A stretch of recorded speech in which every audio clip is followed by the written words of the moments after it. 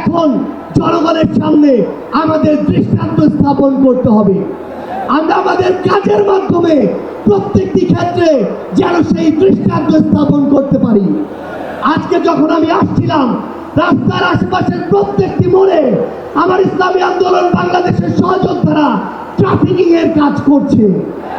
এটাই হচ্ছে দৃষ্টান্ত যে আমরা কাজ করব, আমাদের রাজনৈতিক সমাবেশ করব, একই সাথে জনগণের যেন দুর্ভোগ না হয় সেটাও আমাদের মাথায় থাকবে। আমরা এর আগেও দেখেছি এই মাঠে প্রোগ্রাম হয়েছে, প্রোগ্রাম শেষ করে মাঠের প্রত্যেকটি ময়লাকে পরিষ্কার করা হয়েছে। এটাই হচ্ছে আগামী বাংলাদেশের দৃষ্টান্ত যে আমাদের যারা সাময়িক যদি কোনো সমস্যা হয় আমরা আবার ঐক্যবদ্ধভাবে সেই সমস্যার সমাধান করব। একটা জিনিস মনে রাখতে হবে, এই অভ্যুত্থানে আপনারা যখন ঢাকার গুরুত্বপূর্ণ পয়েন্টগুলো থেকে শুরু করে দেশের বিভিন্ন রণক্ষেত্রে অংশগ্রহণ করেছেন, আপনাদেরকে পাঞ্জাবি পায়জামা টুপি থেকে টার্গেট কিলিং করা হয়েছে। আমার মাদ্রাসার অসংখ্য ভাই এই টার্গেট কিলিং এর শিকার হয়েছে। আগামীর বাংলাদেশে কেউ যেন কাউকে ট্যাগিং করে টার্গেট কিলিং এর শিকার না করতে পারে সে বিষয়ে আমাদের ঐক্যবদ্ধ থাকতে হবে।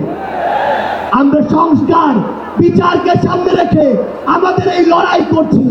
আপনারা পিআরের কথা বলেছেন, এই যে পিআর আগামীর বাংলাদেশের সংসদে আমরা যদি আসলে জনগণের প্রতিনিধিত্ব চাই তাহলে আগামীতে এই পিআর নিয়ে আমাদের আরো জোরে সোরে ভাবতে হবে।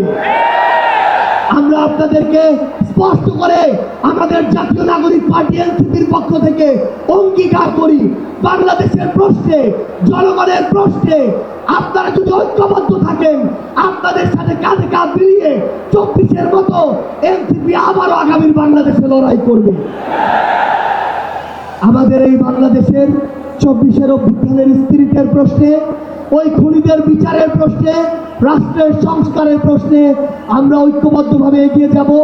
আমরা যতদিন ঐক্যবদ্ধ থাকব ততদিন এই বাংলাদেশে আর কোনো হাসিনা মাথা উঁচু করে দাঁড়াতে পারবে না।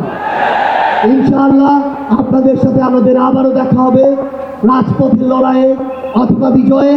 ততদিন পর্যন্ত সত্যের সাথে থাকবেন, ন্যায়ের সাথে থাকবেন। যত বড় খুনি, যত বড় সাহসী, যত বড় নেতাই ফ্যাসিস্ট হয়ে ওঠার চেষ্টা করুক না কেন, আমরা ঐক্যবদ্ধভাবে তাদেরকে প্রতিহত করবো ইনশাআল্লাহ। ইনকিলাব জিন্দাবাদ।